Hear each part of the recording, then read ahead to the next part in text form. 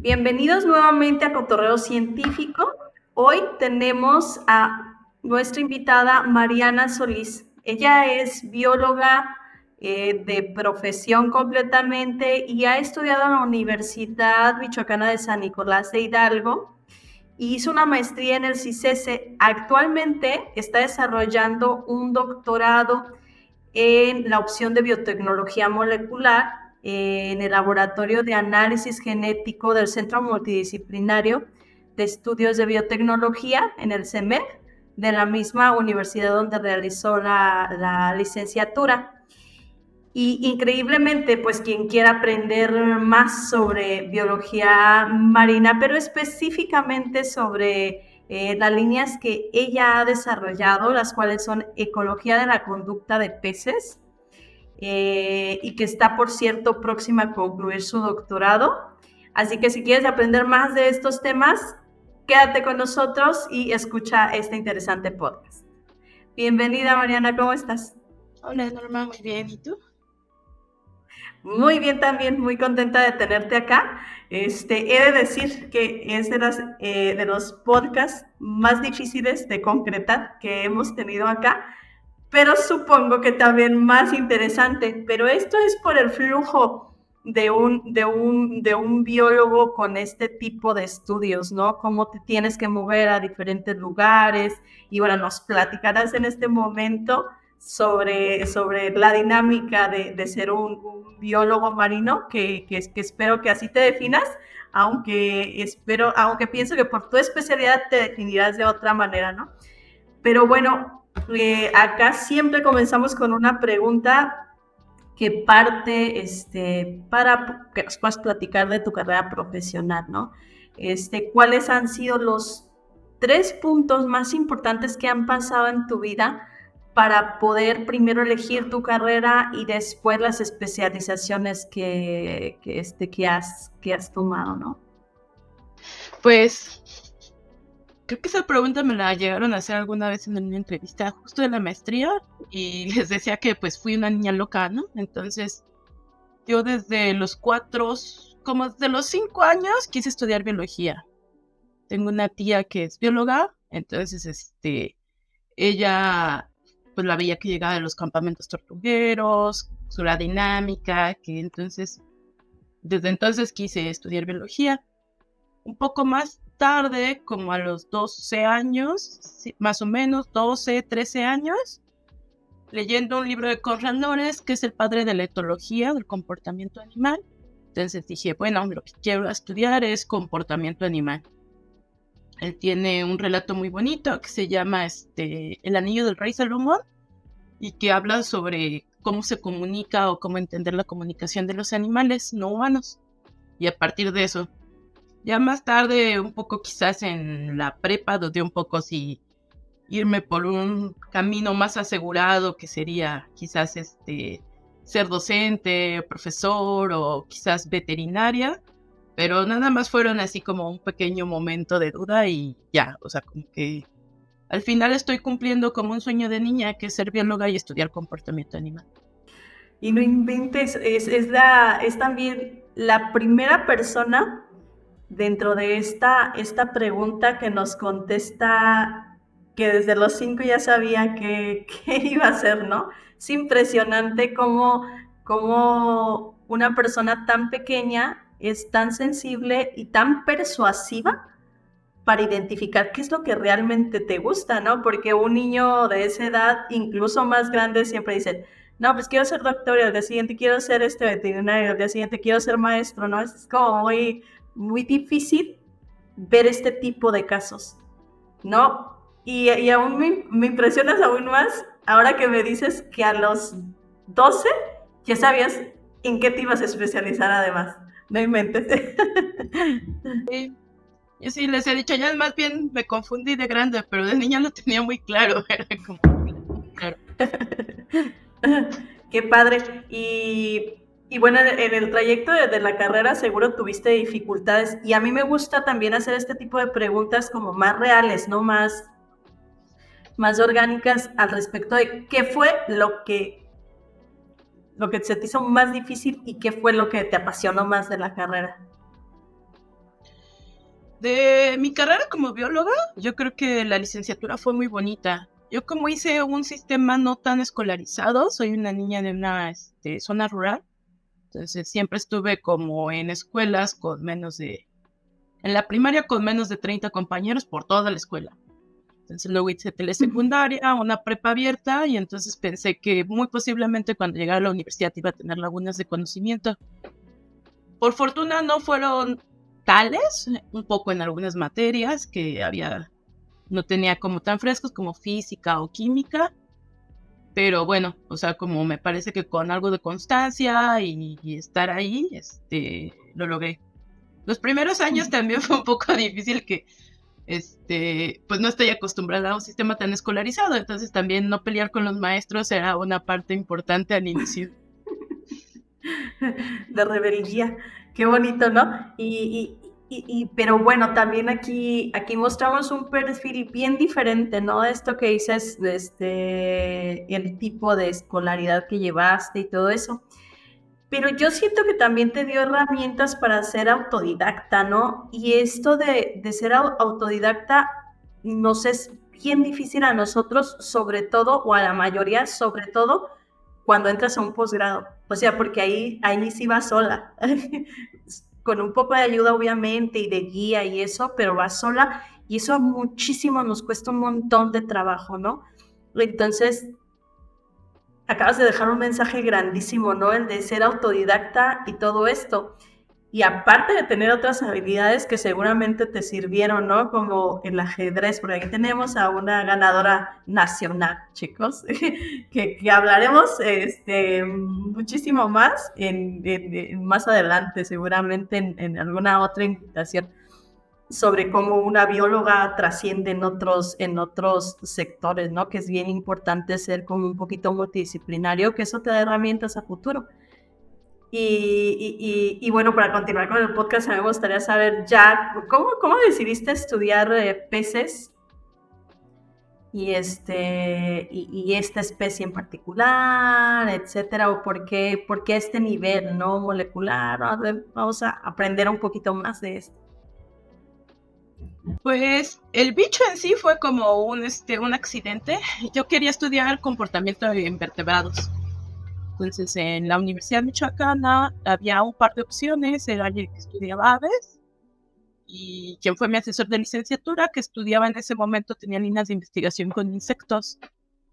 Entonces pues me acerqué un poco, yo creo que como un año antes de terminar la carrera, para decirle que sí tenía temas de tesis.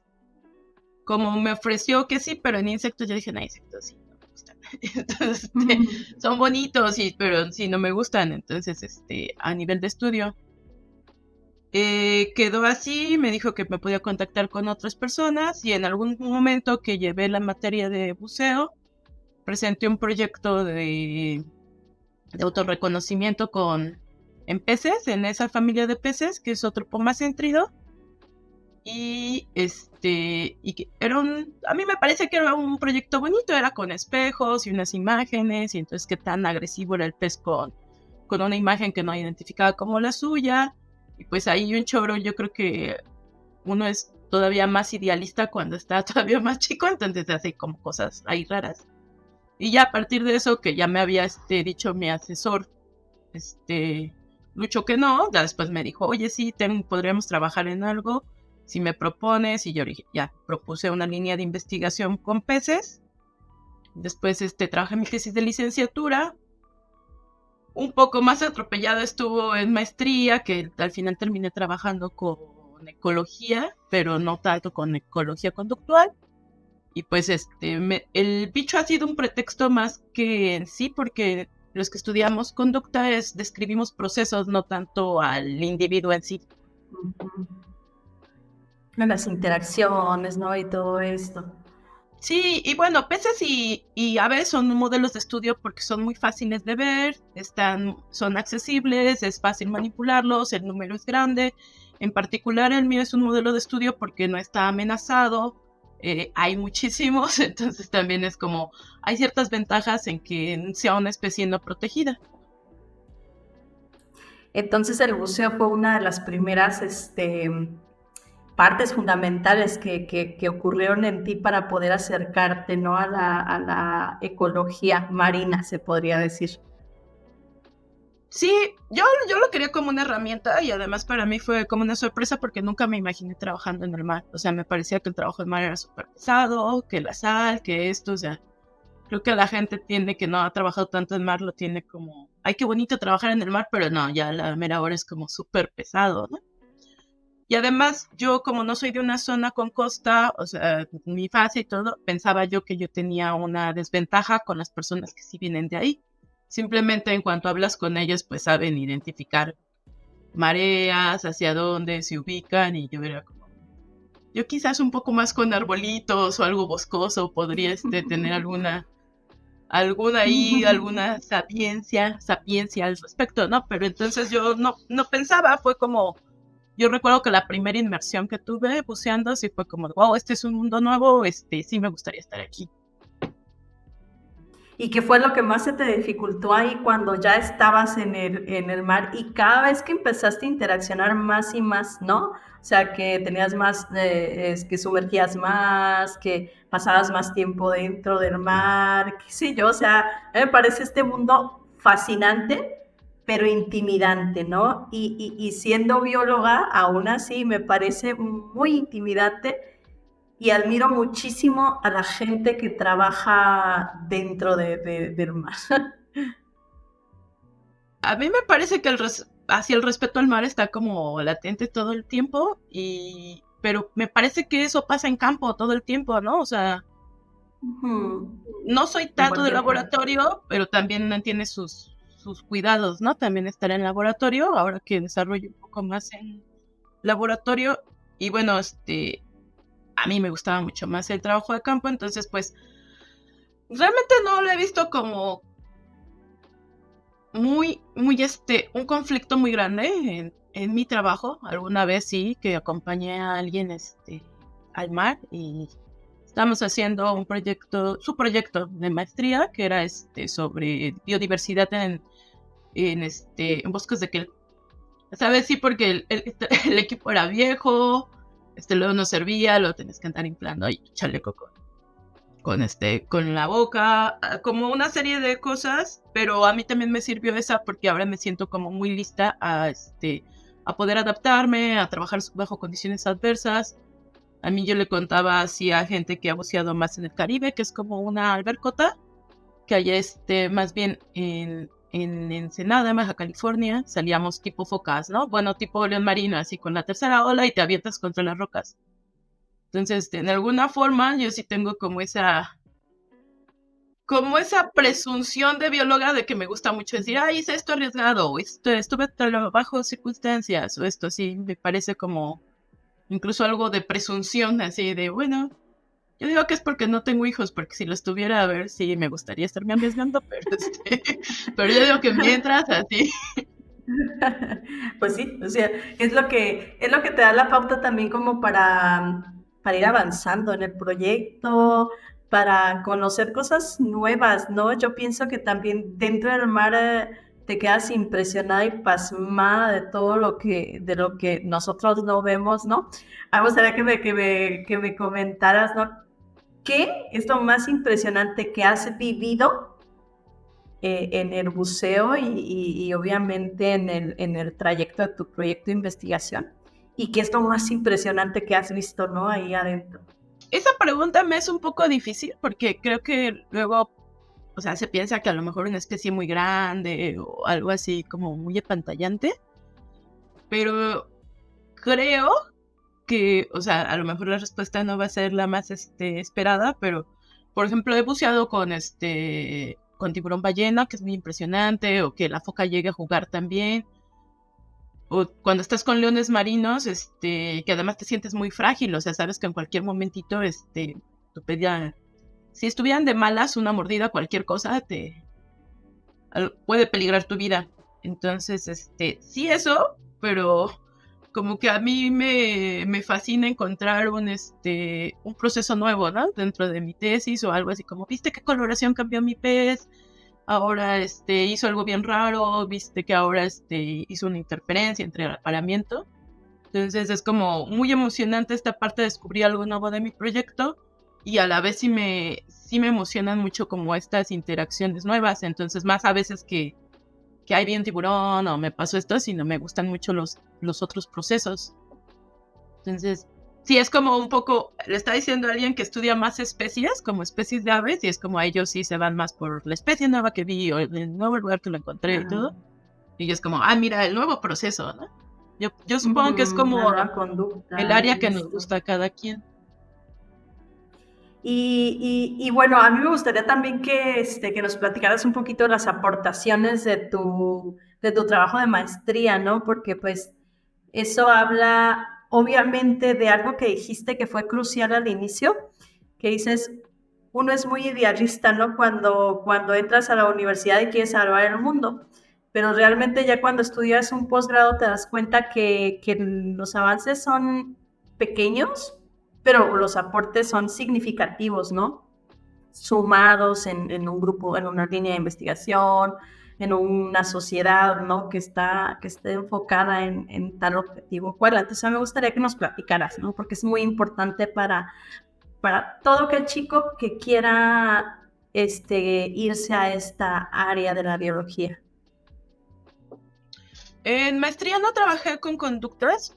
En inicio empezó siendo, pero pues estas cosas que uno está atropellado el tiempo, después que cambia de asesor, algunas cosas que después, las Que cosas sí que no son pasan. propias del posgrado, pero que luego son las más ¿Qué pasa? complicadas.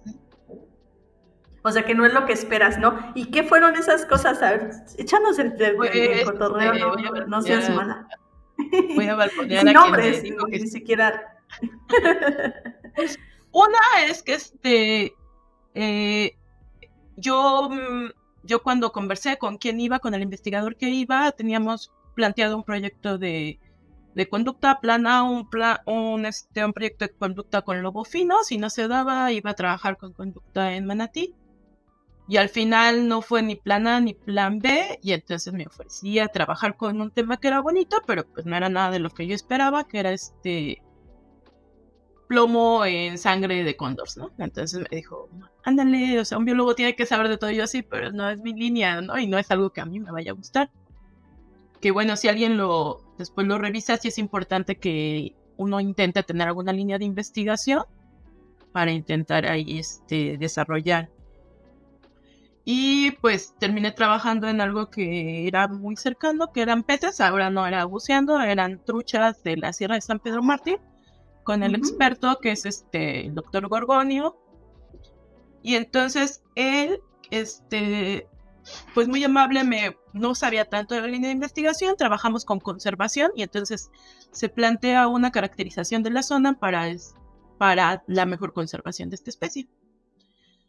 Él tiene, no sé, yo creo que lleva casi toda su vida estudiando esta especie. Yo pienso que debe de llevar unos 20 años. Entonces, es parte del trabajo integral que él viene haciendo desde entonces.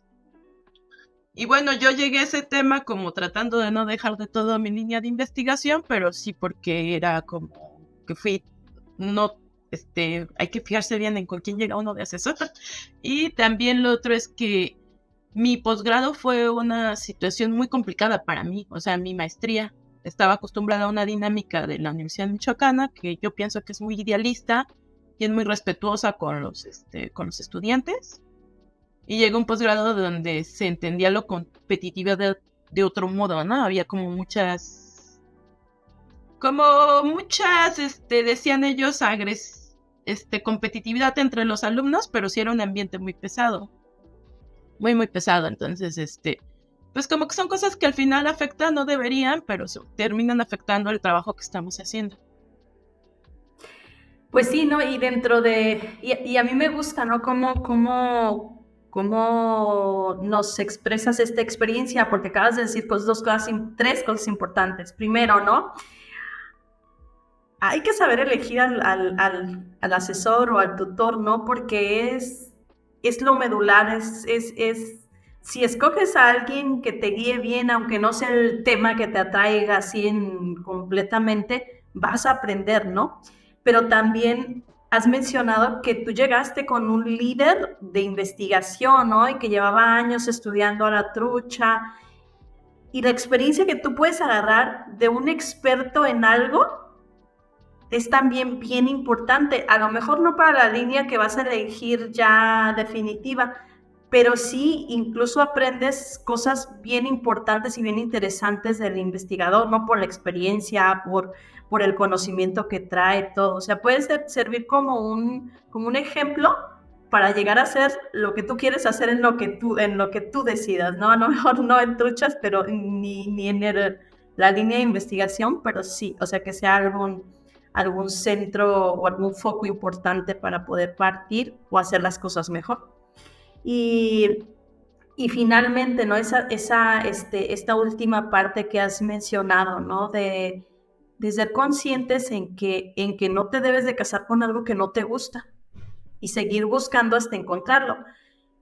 Y lo has encontrado, ¿no? Yo pienso que seguramente lo has encontrado ahora en el doctorado. Se te ve muy activa, eres muy activa en redes sociales, platicas de tu trabajo, o sea, se ve que estás enamoradísima con lo que estás haciendo y pues ya, ¿no? O sea, para cerrar este interesante podcast, me gustaría que nos platicaras cómo va tu proyecto, qué has aprendido, hacia dónde vas, ¿no? Tú como investigadora ya, entre otras cosas.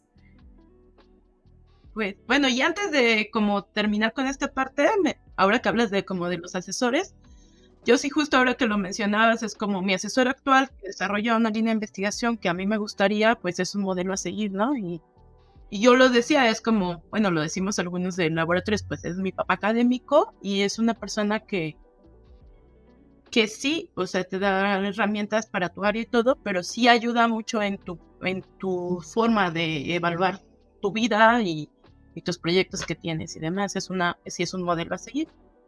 Y bueno, creo que él ha sido como una pieza fundamental a que me regrese a los temas que me interesaban y, y también a marcarme tiempos y cosas que tengo que ir evaluando y a darme la seguridad de que puedo ser investigadora en algún momento, ¿no? Entonces, este proyecto que estoy desarrollando justo me dio la libertad total de plantear lo que yo quisiera. Entonces era un proyecto bastante, pues yo digo que era bastante ambicioso, pero como debería ser un proyecto de doctorado. Se me atravesó la pandemia, entonces también a veces uno termina haciendo no todo lo que uno quisiera. Me quedé atorada, no pude ir a campo y entonces como ahora que estoy más activa es cuando ya casi terminando logré ir a campo y bueno, todo salió bien al final. También eso pasa, el trabajo en campo a veces, bueno, también pasa en laboratorio. A veces no te dan los resultados que quieres y tienes que adecuar las cosas y estarte siendo flexible, ¿no? Tratar de acomodarte todo el tiempo a las nuevas circunstancias. Y bueno, yo ahorita se supone que ya debería estar entregando casi mi manuscrito final, que no escuche mi otro asesor. Entonces, y ya, y pues yo estoy muy contenta con lo que estoy obteniendo. Estoy obteniendo datos nuevos para esta especie, para la familia en general, y es como... Y bueno, es ciencia básica, o sea, a mí me emociona mucho, pero no va a tener una repercusión directa, pero sí uno espera cuando hace ciencia que todos estos conocimientos ayuden a muchas aplicaciones posteriores. Entonces, pues, yo estoy en realidad bastante contenta, pero sé que es una satisfacción personal. También eso pueden tener ustedes si llegan a estudiar ciencia, que también sepan que no tiene que estar todo aplicado, sino hacer ciencia también tiene esta parte, ¿no? Que puede ser nada más para tu satisfacción y que en algún momento sabes que va a tener una aportación social. Y eso es lo que se espera. Pues sí, y bueno, dentro del área que tú manejas, porque nada más es conducta, ¿no? Es ir un poquito más allá. No sé si has hecho como cuestiones moleculares o solamente fue en la parte de la maestría o por qué este tipo de investigaciones entra en un laboratorio que hace en biología molecular, ¿no?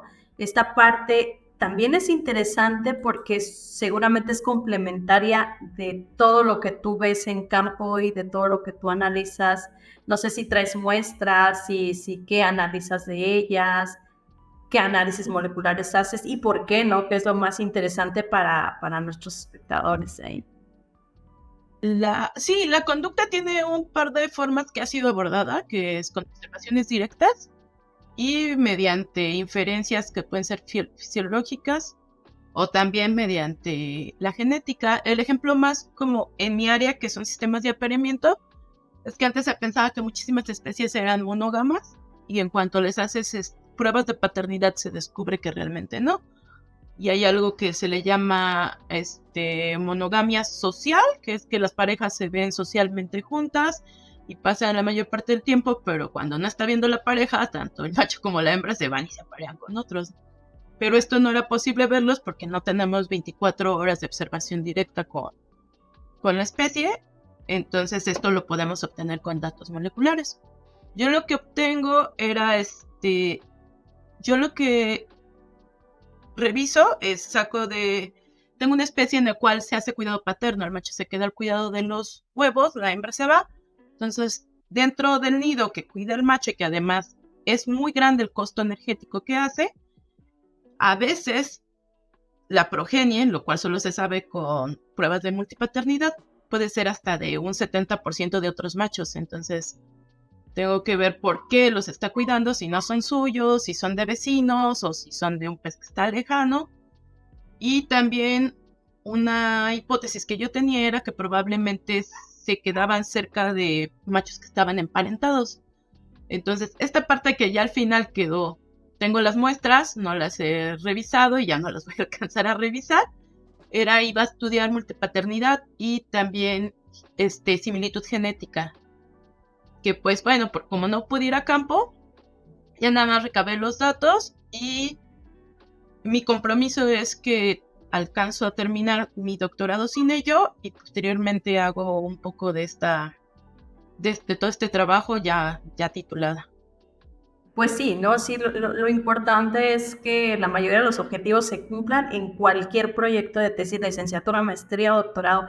Hay un montón de cosas que todos tenemos problemas de cualquier tipo que se imaginen, ¿no? De cualquier tipo que se imaginen.